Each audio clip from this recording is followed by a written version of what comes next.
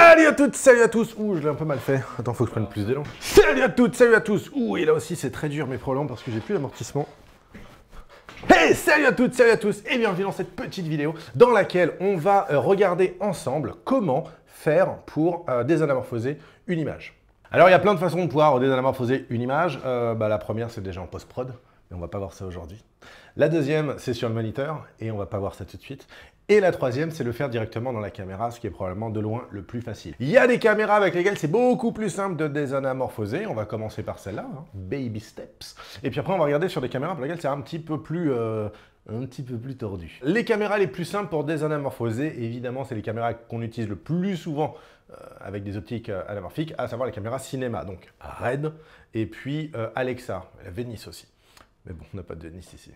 Peut-être la prochaine fois, à voir. On va commencer direct avec la Komodo, voilà la petite chérie des caméras RED. C'est extrêmement simple pour désanamorphoser une image. À l'heure actuelle, on a mis un Vazen 50 mm avec une anamorphose de 1.8, voilà, qui couvre le full frame.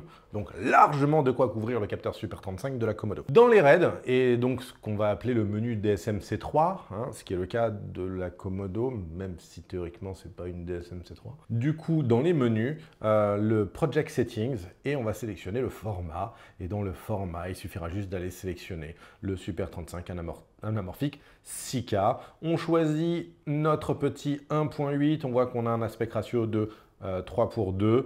On le valide. Bim bam boum. Clic-clac dans la baraque Kodak et bra, ça y est, nous voilà maintenant désanamorphosés et sur notre moniteur en externe, hein, via le SDI, et également, bien entendu, en interne. Ce qui fait qu'au moment où on ouvrira le projet sur Resolve, sur Premiere, sur Final, eh ben, on aura déjà le bon aspect de désanamorphose. Et alors, pour la Red Gemini, comment ça marche? Pour la Red Gemini, c'est un petit peu différent parce que la caméra n'embarque pas la possibilité de pouvoir desqueezer en 1.8. On peut desqueezer en 1.25. Qui utilise ça, en 1,3 ou en 2. Pour changer l'anamorphique et désanamorphoser dans la caméra de la Red Gemini, tout simplement, vous allez taper sur votre résolution. Donc en l'occurrence, voilà, on est dans le 5K.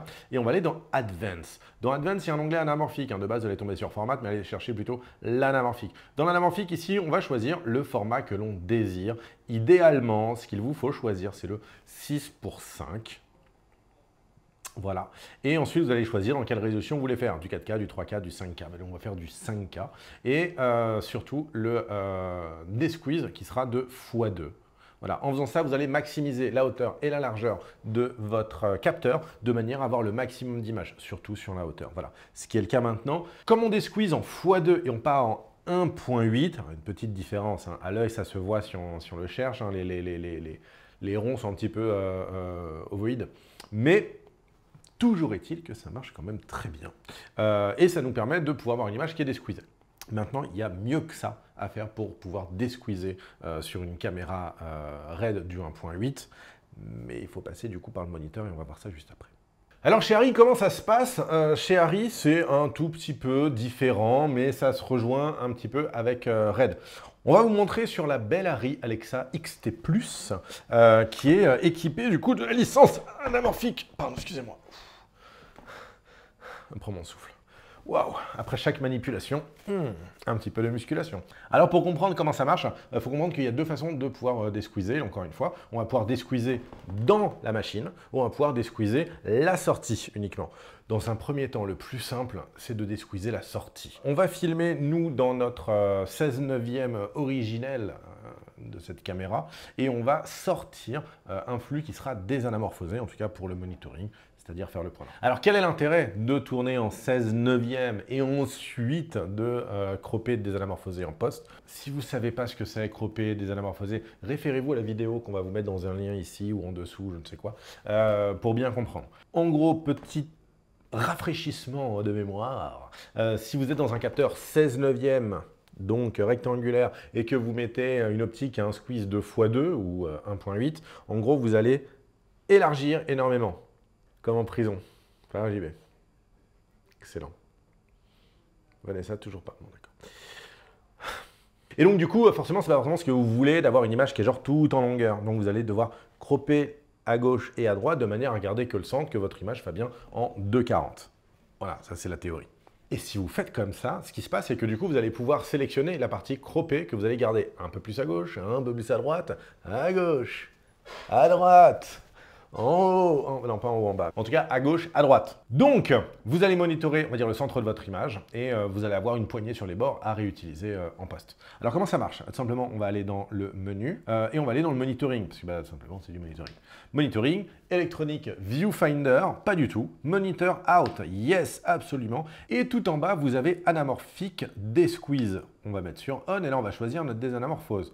Alors, on va pouvoir faire du x2, vu que nous, c'est un petit peu le plus proche de notre optique. Et en faisant de la désanamorphose x2 sur notre capteur 16/9, on est très large. Et si jamais on veut avoir une meilleure perception, c'est-à-dire au lieu d'avoir des bandes noires en haut et en bas qui vont prendre plein de place, on va pouvoir descendre sur x2 Magnify.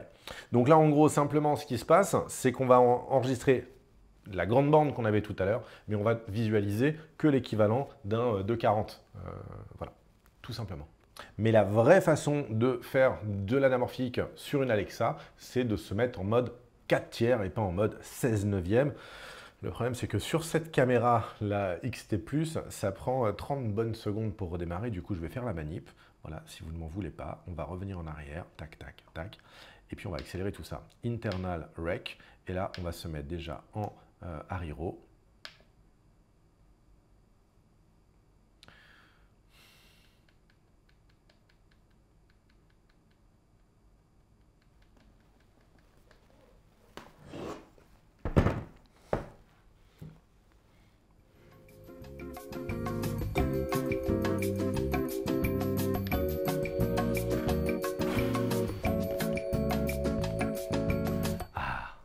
Et maintenant qu'on a bien redémarré, on va sélectionner un capteur 4/3, enfin Open Gate.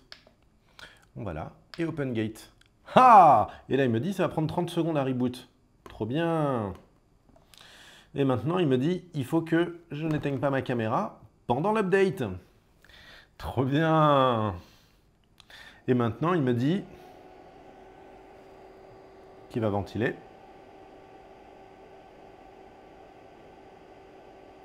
Et maintenant, il me dit, il faut que j'appuie sur le bouton Power jusqu'à ce que la caméra s'éteigne pour pouvoir la redémarrer.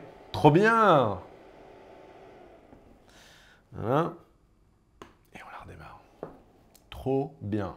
Trop bien. Alors évidemment, ça peut paraître assez peu engageant de prendre une Alexa XT+, pour faire des projets en anamorphique et tout. Mais bon, sachant qu'en début de tournage, on set up les bons réglages, normalement, il n'y a pas besoin de refaire cette manipulation plus tard. Maintenant qu'on s'est mis en Open Gate, on utilise l'intégralité de la hauteur du capteur. Et donc, ce faisant, on a plus de hauteur, ce qui est super bien. Donc, du coup, on va pouvoir utiliser plus de capteurs. Donc, maintenant, ce qu'on va faire, on va aller dans Menu. Menu, on va aller choisir notre projet. Et dans notre projet, on va dire à la caméra, « Hé, cocotte, Madame Alexa, Mémé Alexa, on va l'appeler Mémé, c'est une vieille dame.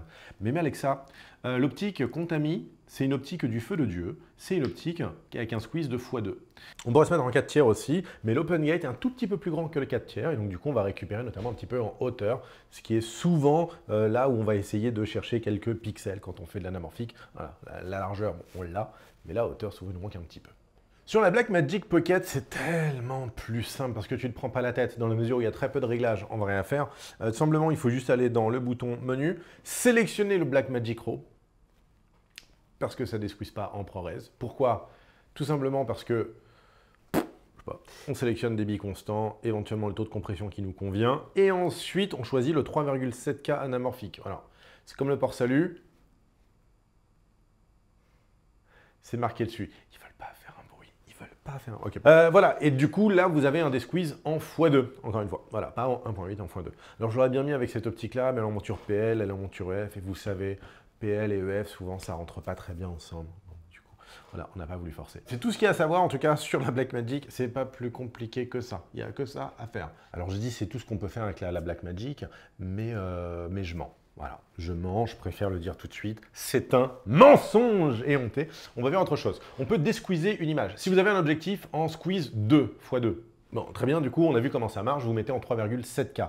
Si vous avez une optique qui veut respecter le capteur 16/9 et du coup vous mettre avec un squeeze de 1,33. Et encore une fois, je suis désolé, mais si tout ce que je vous dis, ça vous passe un petit peu au-dessus, vous avez du mal à comprendre, regardez la vidéo sur l'anamorphique qu'on met en description. Du coup, si vous prenez je sais pas, un circuit, voilà, qui est les optiques, qui squeeze en 1,33, vous pouvez quand même les desqueezer dans la caméra. Pour ça, c'est dans les menus. Vous assurez de vous remettre bien en 6K, de ne pas vous mettre en anamorphique 3K. Vous mettez bien en 6K, ou même en ProRes 4K HD, peu importe, vous vous mettez dans un format autre que le format anamorphique. Et vous allez après dans Moniteur. Et dans Moniteur, vous allez dans Tous.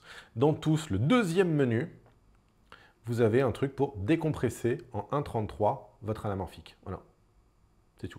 Vous ne pouvez pas desqueezer du x2 dans ce mode-là. Pour desqueezer du x2, il faudra vous mettre en, du coup, Blackmagic Raw 3,7K anamorphique. Le 3,7K anamorphique, c'est bien, c'est résolu quand même. Hein. 3,7, c'est comme de l'UHD. Enfin, l'UHD, c'est 3,84. Là, c'est 3,70. C'est à peu de choses près, c'est ça. C'est un peu comme de la 4K. Mais mon conseil, personnellement, mon petit conseil de loueur de derrière les fagots, si vous voulez tourner en anamorphique x2 avec la Blackmagic Pocket 6K, utilisez plutôt le mode 6K et allez cropper après dans votre image. Pourquoi? Tout simplement parce que dans votre capteur 16/9, au moment où vous passez en 3,7K anamorphique, ce que vous ne dit pas Blackmagic, c'est qu'en fait, il va prendre le centre de votre capteur.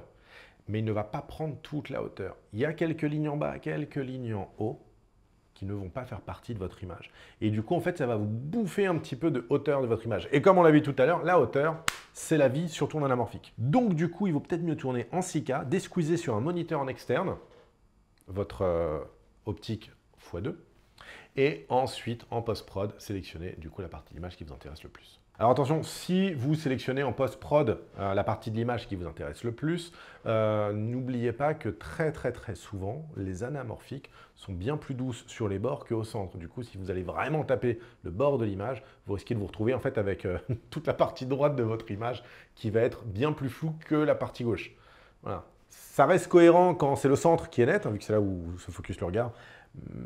Gardez ça en tête si vous allez vraiment trop à droite ou trop à gauche. La dernière caméra dont je voulais vous parler, c'était le S1H. Alors j'aurais pu faire les Sony aussi, A7, S3, FX6, FX9, mais il n'y a pas encore les mises à jour qui sont arrivées pour pouvoir desqueezer l'image dans ces caméras.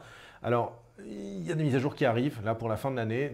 Donc, si tout se passe bien, la FX9, en tout cas, aura son desqueeze. Pour la FX6, peut-être, j'en sais rien. S'il faut, au moment où vous regardez cette vidéo, elles seront capables de desqueezer. Pour le moment, en tout cas, pour nous, voilà, ce n'est pas possible. Donc, on va s'intéresser au S1H, qui est une super caméra et qui a une petite astuce pour pouvoir desqueezer. La caméra S1H utilise le full frame, et dans ce full frame, elle va pouvoir choper du 4 tiers pour pouvoir desqueezer l'image jusque du x2. Pour ça, c'est pas très compliqué. On s'assure déjà de choisir la bonne résolution dans les menus. Moi, je me suis mis en full frame à 5,9K, 25p. Et ensuite, dans le menu écran affichage vidéo, il y a quelque chose qui s'appelle affichage anamorphique étendu. Alors de base, l'image ressemble à ça. On peut voir, on a sur les deux moniteurs des images sensiblement identiques. Et si on va dans l'affichage ici, on peut sélectionner différents desqueeze, 1,8, 2, 1,5. En l'occurrence, nous on est en 1,8. Et ce qui va se passer maintenant, c'est que cet écran-là va desqueezer son 16/9 en 1,8. Donc vous voyez, on a un aspect ratio quasiment du 3,55, je ne sais pas c'est du combien exactement, il faut le calculer, mais extrêmement large et long.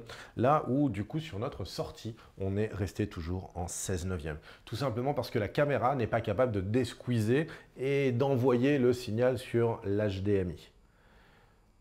C'est un petit peu bête, mais bon, ben, c'est comme ça que ça marche. Alors qu'est-ce qui se passe maintenant si on retire notre desqueeze et on va dans notre qualité d'enregistrement ici, on décide de se mettre en 4K anamorphique, donc 4K A, 50p, 25p, peu importe. Et bien on se retrouve sur notre moniteur maintenant avec une image en 4 tiers et on se retrouve sur notre boîtier avec une image en 16/9. Donc il nous faudra à nouveau aller dans affichage anamorphique étendu, nous mettre en 1.8 et là du coup on se retrouve avec une image en 2,40. Youhou! C'est trop bien! Mais par contre ça ne solutionne pas du tout le problème sur notre moniteur. Et c'est là où il y a un petit truc très sympathique sur les moniteurs Small HD. Je vais vous montrer cette fonction. Tout d'abord, hop, on va retirer ça. Et ici, on va se remettre en 16 neuvième tout simplement. Voilà. Du coup là on a une image qui n'est pas forcément très très jolie puisque elle n'est pas du tout desqueezée. Donc on va desqueezer depuis le moniteur. Alors pour desqueezer depuis le moniteur, on va simplement ajouter un new tool. Tout simplement, on va choisir dans Scale Anamorphic. Là on ajoute, tiens, sur toutes les pages, pourquoi pas, du coup ça va apparaître ici en bas. Anamorphic, je vais remplacer les réglages de base par les bons réglages. Input vidéo, il me propose du 4/3, c'est un non négatif, c'est du 16 neuvième. Et pour le desqueeze, nous on est en 1/8. Alors vous voyez qu'ici, il y a tout un tas de choix qui est proposé. Clairement, normalement, on devrait mettre 1,79. En vérité, ça marche 1,79. Mais comme on va y aller avec beaucoup de précision, on va plutôt faire Custom. Et là, dans Custom, on va choisir 1,8. Voilà, 1,80. Bingo! Maintenant, je suis desqueezé comme il faut. Alors, l'image est très étirée vu qu'on se retrouve avec un anamorphique limite x2, 1,8, très très large, sur un capteur 16:9. Donc, on a littéralement 2 fois un capteur 16:9 sur l'image. C'est très long. Et ça, on va le corriger. On va ajouter un outil qui s'appelle tout simplement Aspect. Ajouter à cette page. Donc là, ici, on a un aspect. On va rentrer dans nos réglages. Dans les réglages, le ratio de l'aspect ratio. Qu'est-ce qu'on va faire? Tiens, on va faire du 2,40 parce que c'est tellement plus cool. Et nous voilà maintenant en possession d'une image, ici au centre, qui est l'image 2,40 qu'on pourrait avoir en post une fois qu'on aura croppé notre rush. Oui, mais c'est un petit peu petit. Et ça, il y a moyen de pouvoir l'étirer et de l'agrandir. Et c'est ça, surtout cette fonction-là, que j'adore avec ce moniteur. On va ajouter un autre outil. On va aller ici dans Scale. Scale, on va faire Crop and Scale. Et Crop and Scale, on va rentrer ici. Et on va changer la largeur de manière à matcher notre masque de l'aspect. Boum. Maintenant, on se retrouve avec une image qui est en 2,40, pleine balle, et c'est beaucoup plus facile pour faire le point et pour voir ce qu'on veut faire. Ce qu'il faut toujours garder en tête, c'est qu'on a toujours les poignées à gauche et à droite, sauf qu'on ne va pas les monitorer sur ce moniteur-là, mais on les aura sur notre rush, on les aura sur toutes les images qui vont sortir depuis ce moniteur. Voilà, c'est tout ce que je voulais vous dire sur ma façon de desqueezer. J'aurais pu vous montrer aussi comment fonctionne Atomos, mais c'est extrêmement simple. Il y a juste un bouton et demi à toucher. Donc c'est très facile à appréhender le desqueeze. Mais l'outil principal pour moi, c'est dans les moniteurs Small HD, pouvoir crop and scale et pouvoir ramener une image anamorphique en pleine balle sur toute la dalle et maximiser du coup la vision qu'on va avoir de l'image qu'on est en train de tourner. Si cette vidéo bien entendu vous a plu, n'hésitez pas à mettre un pouce, je le dis pas souvent mais merci de regarder cette vidéo, merci de regarder toutes ces vidéos. C'est un plaisir de faire du contenu YouTube pour partager au maximum avec tout le monde. C'est un plaisir quand c'est vu, c'est vraiment, c'est une joie incroyable, peut-être une surprise à chaque fois. Si vous voulez qu'on en fasse plus, n'hésitez pas à mettre des pouces. On commence à tourner en rond au niveau des idées de petits quickies, de petites choses à vous montrer. Donc si vous avez des trucs, n'hésitez pas à nous le dire dans les commentaires. Je sais qu'on a le son qu'il faut qu'on fasse un petit peu. Je sais qu'il faut qu'on continue nos sessions en interviewant des chefs-op ou des steadicamers ou des ingé-sons sur des longue vidéo de 30 minutes. Ça, c'est dans nos escarcelles. Et puis, on a le gamma qui se prépare. On a les filtres aussi qui se préparent. Enfin bon, on a tout un tas de petits trucs. Mais voilà, on est toujours assoiffé de nouvelles petites idées. N'hésitez pas à nous les mettre en commentaire. Moi, je vous dis à très bientôt dans une prochaine vidéo. Et d'ici là, portez-vous bien. Ciao.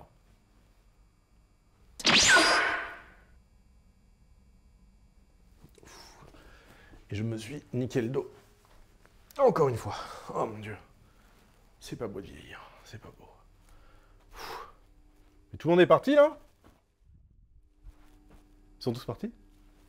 Ah d'accord.